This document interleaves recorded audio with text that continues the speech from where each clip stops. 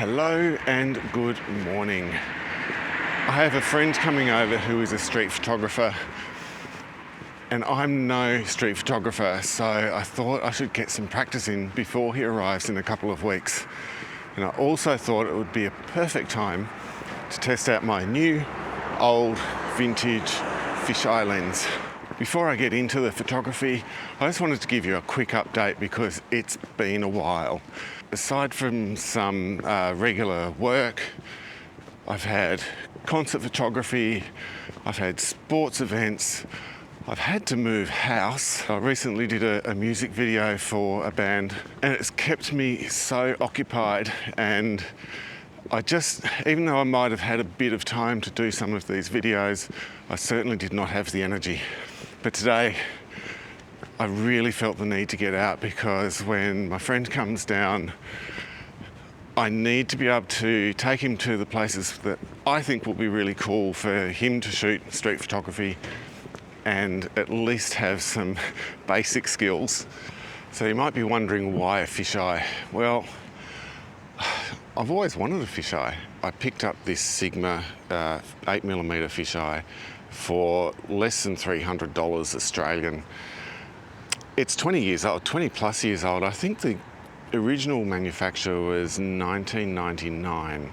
It still produces really great images, and I really wanted to give it a good test run. And I think that I'll get some pretty interesting street photos out of it. I think when you point it at a good subject, those surrounds with all the distortions and warping could make for a really interesting photo.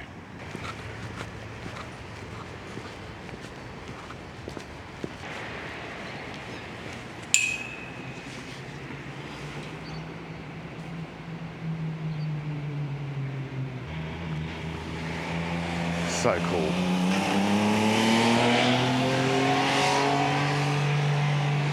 I started to think of really very different compositions.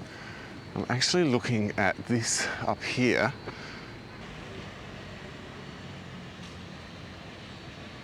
This is the view that I get from this lens. It's just crazy.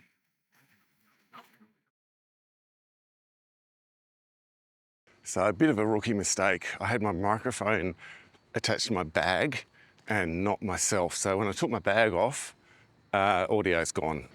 You won't be able to see behind you. So here's you. There's this beautiful oak tree.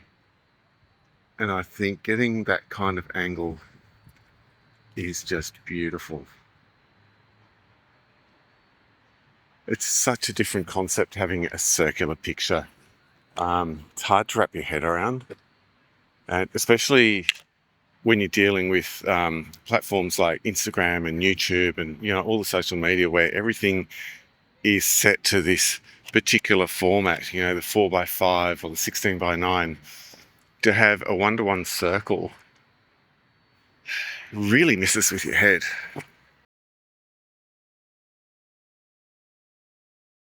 I took this photo behind me. So this is Parliament House in Hobart, and the tree is just over here. So that gives a really nice context of where the tree is located. And the fisheye photo does indeed show this building just as a tiny sliver at the bottom. So you do get that context, but you also get this wonderful juxtaposition of this perfectly circular, warped image of a tree, almost like one of those tiny world images. And then the exacting lines, the perfectly vertical and horizontal lines of Parliament House up behind. This whole process has already started to warp my mind into thinking about what to do with that fisheye, how to find scenes that take up the entire lens and then pop something behind. Say what you will about old fogies from colonial times that pillaged the land and took it away from the indigenous peoples, which is the biggest crime against humanity in my eyes. It does make for a nice fountain. Maybe if we can one day replace that with something else, that'd be really nice. But I really like the way the water fans out in this fountain, and with the sun low in the sky, it actually backlights that water really nicely. Well, you've got to be so careful because I'm getting my legs in that shot.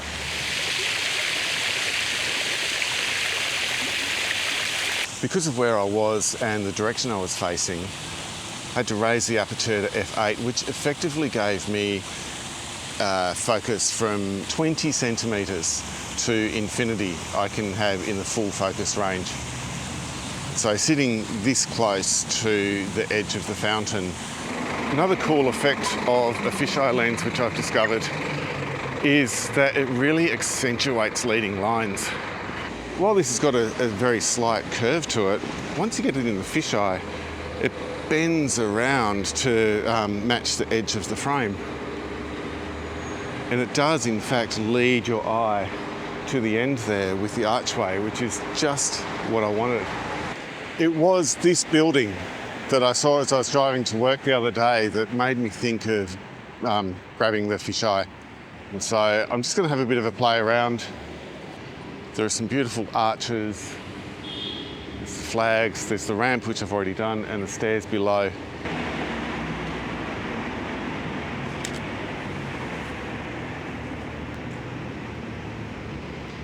Has this helped in my reintroduction to street photography? Well, no, not really, because typically a fisheye lens is not used for street photography. However, there are no real rules with street photography. It's all about what you do to achieve your vision. So yeah, maybe the answer is yes. Maybe I have allowed myself to think in terms of street photography while I'm trying to think in terms of a circular lens. Now you may not be able to see this, but look at the curvature on that.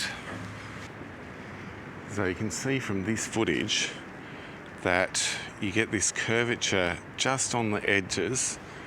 So it's almost like a proper 4x3 image, but with that small amount of curvature. So I could crop in, or I could just zoom in and add another layer behind like I was with the full circular ones.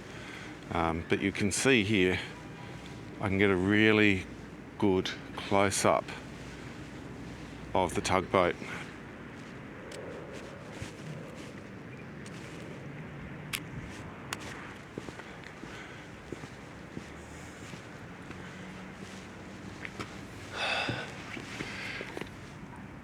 Having that framing on the crop sensor is actually really, really good. Even though it's still the exact same lens and it still has the same curvature, it kind of gives this more natural look. And certainly if I was to crop that in, yeah, you get that distortion, but it looks far more natural than that full circle. It's a much nicer panoramic sort of image than I could get with, say, a wide angle. I mean, I don't know. Well, let's try it. I've got one with me.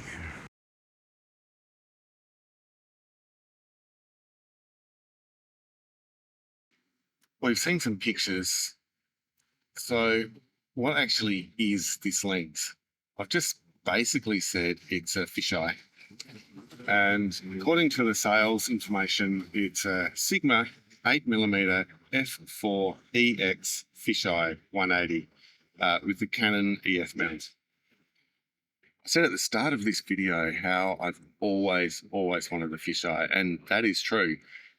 I still needed a reason to buy it because, you know, money is tight in these times and wants and needs don't always align. But in this case, I pushed the need, or I pushed the want into the need sort of area. And so professionally, with my concert photography, quite often hard up against the stage, and the artists usually come right up to the top of the stage. And the beauty of that is that I don't need to worry about autofocus. I just set it to what I need and just snap away without having to think any further. I've really enjoyed getting the fisheye lens out and having a play around with it. I think there are some pretty cool things you can do with it. If you have any questions about this lens at all, or just general fisheye photography, drop them in the comments below. I'm happy to either answer them with my knowledge or go out and give it a crack myself, because there's so much to learn about using these lenses. I'm actually very happy I bought it. It's not some dopamine hit that you get from purchasing something you've wanted forever. It's an actual real world use case. Using it for street photography was just a crazy idea that I had a couple of days ago. And I'm really glad that I came out and gave it a go. If you haven't already, subscribe to the channel. I know it's been a while since my last video, but I do keep doing videos and I do very much enjoy them. So thank you once again. I'll see you next time.